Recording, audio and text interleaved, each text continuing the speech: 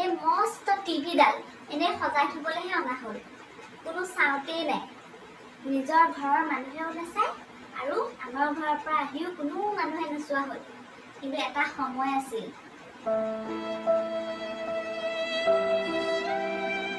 গোটেই গাঁওখনত আমাৰ ঘৰতে টিভি আছে। গোটেই গাঁৱৰ ল'ৰা ছোৱালীসোপা আহি টিভি চাবলৈ মানে একদম থোপা থোপা কৰে। গধূলি ৰাতিপুৱা শান্তি নাই অ'। সেই গধূলি সময় আহিছে মহাভাৰত ৰামায়ণ চাবলৈ। ঠিক আছে, থিয়ৰি থাক তহঁতি, একদম চকীত নবহিবি দেই, মাটি নাখানিবি চকীত বহি। মই বস্তা আনি ঢাৰি আনি নিদিয়ালৈকে এনেকৈ থিয়ৰি থাক। টিভিটো গৰম উঠি নোচোৱালৈকে নেৰে, নুঠেই মানে, নেখেদালৈকে নাযায়। এইফালে কাৰেণ্টৰ বিলো আহে।